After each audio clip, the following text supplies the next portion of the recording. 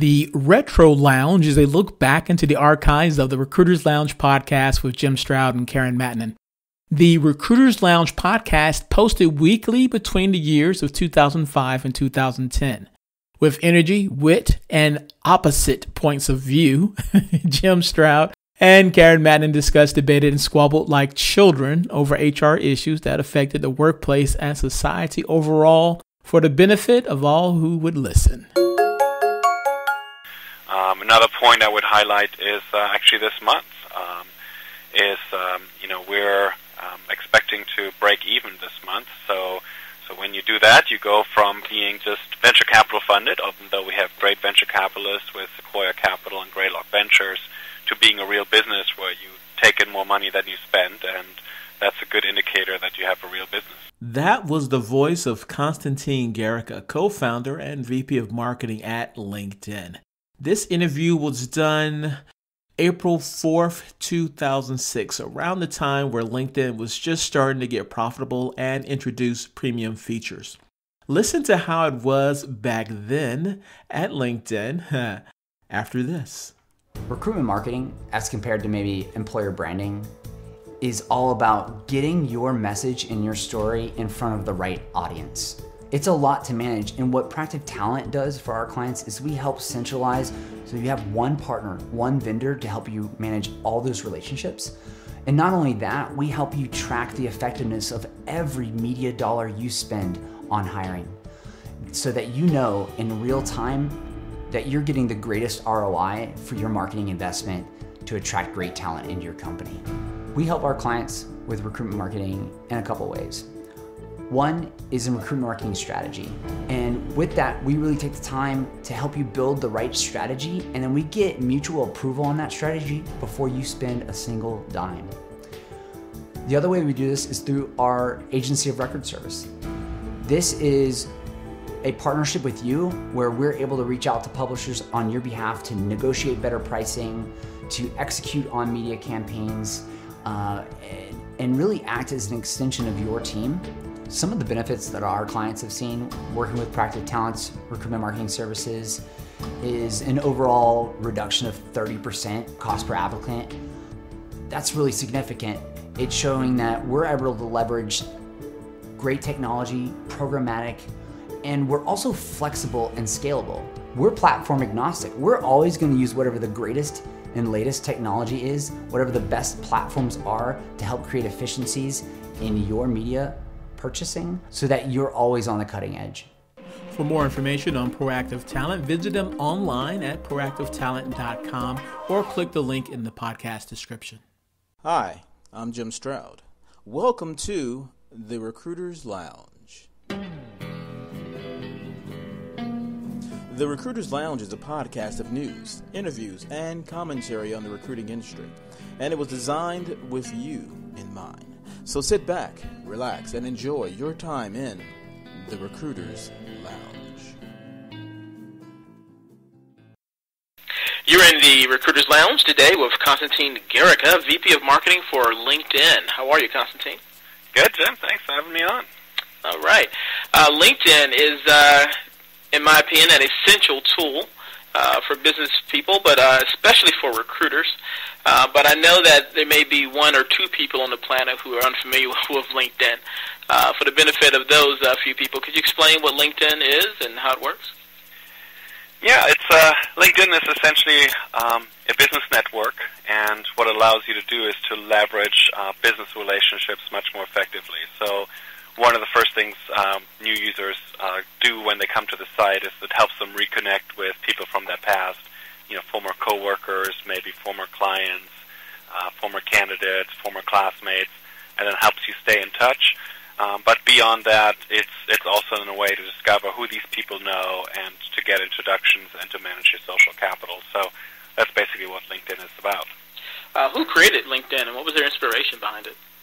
Well, it was 5 co-founders here who, all had kind of similar, business backgrounds and just experience that business happens through relationships. I mean, there's just no doubt about it, is relationships matter in business.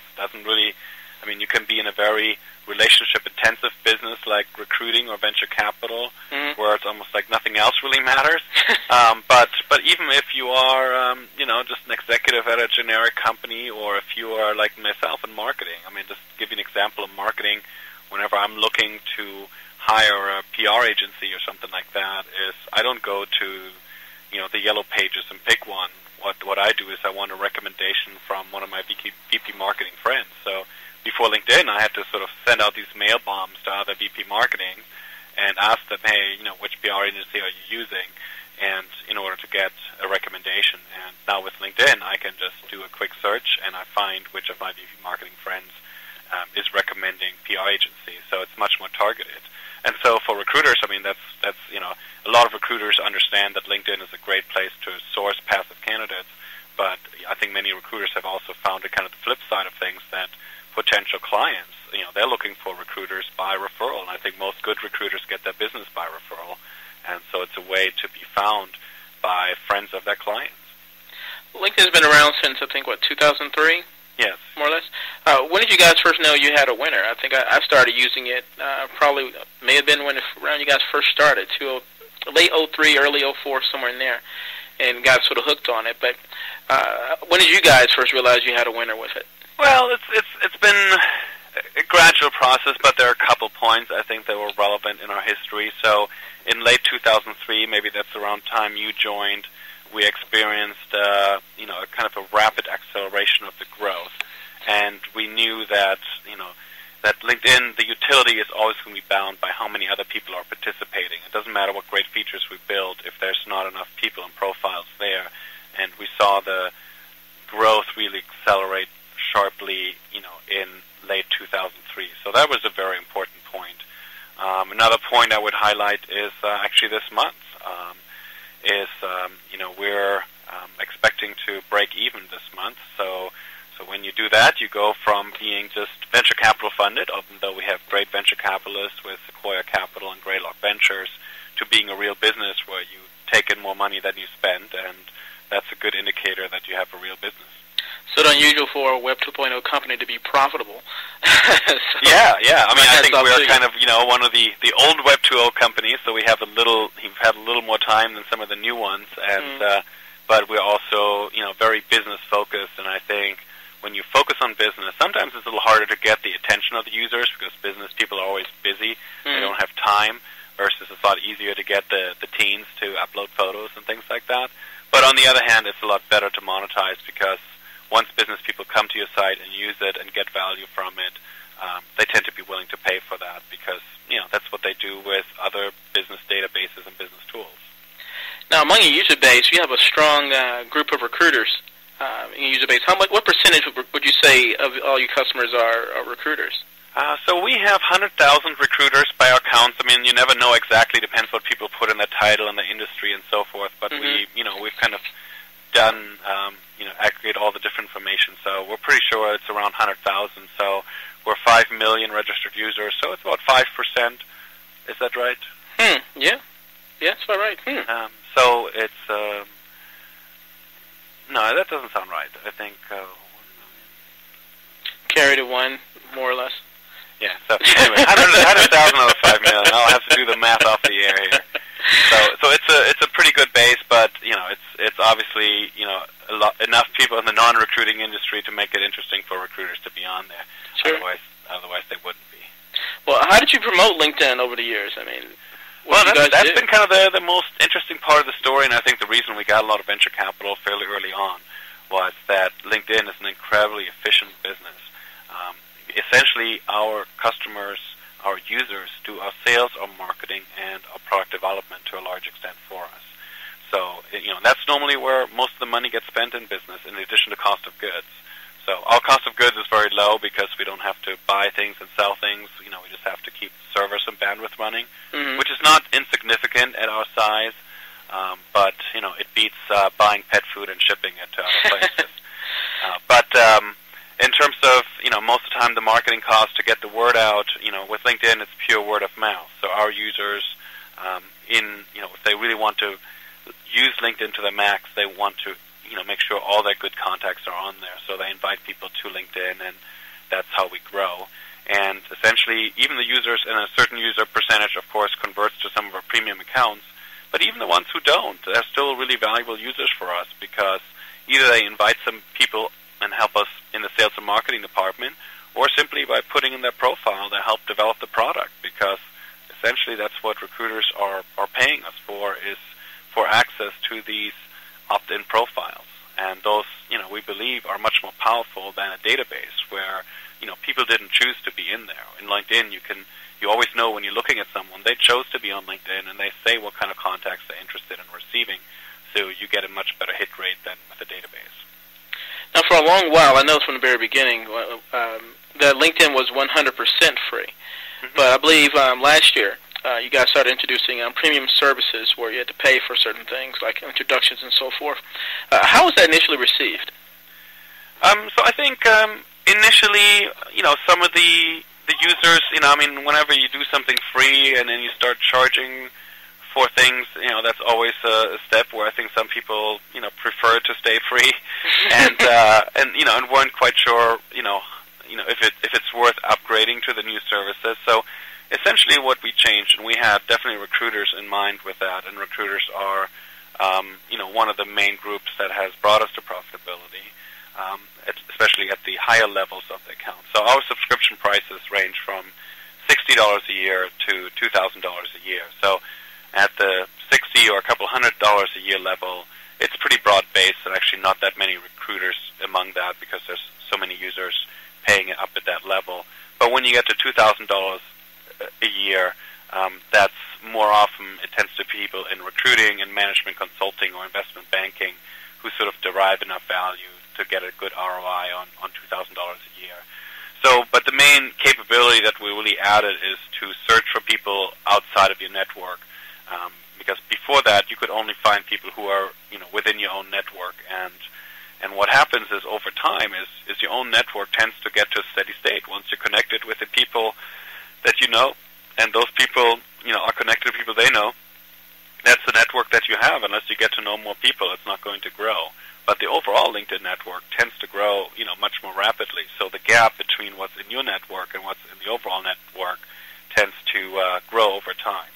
And so that's, for the average LinkedIn user has something like 30,000 people in their network, and overall it's 5 million. So for every good candidate that they find in their own network, they find 100 candidates, similar candidates, in the LinkedIn network. So that's a pretty compelling reason to upgrade.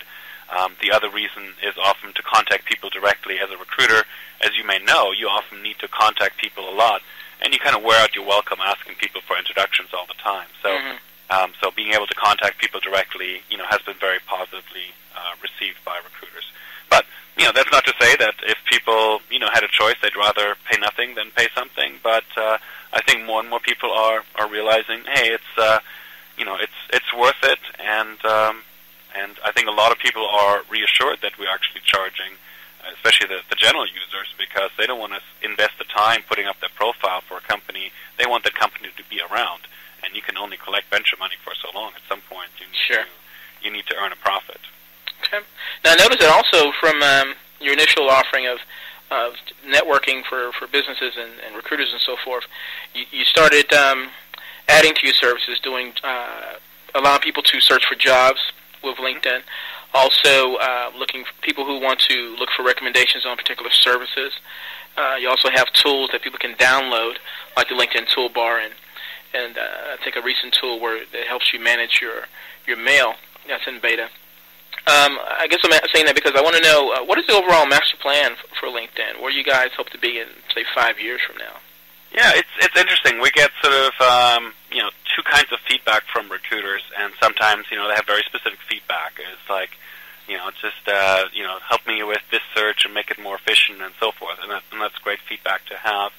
And but sometimes we get feedback from recruiters which say is don't add any more features for me, because I don't want this to be a place where just people go when they're looking for a job. The whole reason LinkedIn works, because it's a much broader, people go there who have a job, and build more features for salespeople to be on there, because I'm recruiting salespeople, and the more happier you make them, the more of them I'll find, and that's great for me. So, and the second is really what we're after. So we We want LinkedIn to appeal to every professional, to be useful to them, so that everybody has a good reason to be on LinkedIn.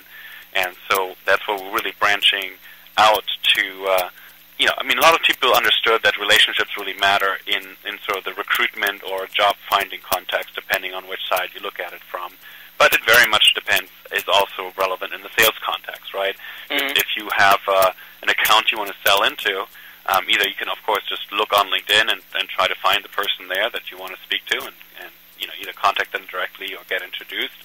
Or what a lot of people do is use it for sales intelligence. They find, 5 or 6 different people they know, second degree, people they know these people who work at those companies, and they call them up. And since they're so closely connected, they get a lot of good inside information about what the priorities are, who's going to be involved in the decision. And so when they make their pitch, they make the best pitch, and they have the best chance of getting a good result. And sometimes recruiters do that same thing too. So business intelligence is a pretty broad application, and so we're going to continue to just try to provide value to people in all professions, and I think recruiters are going to benefit from that just by having more profiles to find that are all opt-in, by better maintained profiles that have more information in them, are as up to date as possible, and so I think but at the same time there will be times when we'll be adding to recruiting, recruiting specific features as well, since we understand that's a big group that's paying a significant portion of our bills here. Konstantin Guericke, VP of Marketing for LinkedIn. Thank you for your time in the Recruiters Lounge. Thanks, Jim. Well, that's it for this show. You've been a wonderful audience. If you like what you heard, love what you heard, or just plain hate what you just heard, let me know. Your feedback matters. You can reach me through my website at jimstroud.com/podcast. That's JIMSTROUD.com/podcast. Some of the music provided tonight from the Pod Show PodSafe Music Network. Check it out at music.podshow.com. And so this ends this edition of the Retro Lounge, home of classic episodes of the Recruiters Lounge podcast. If you haven't already, subscribe now so you don't miss a future episode. Okay? Cool. Until next time, bye-bye.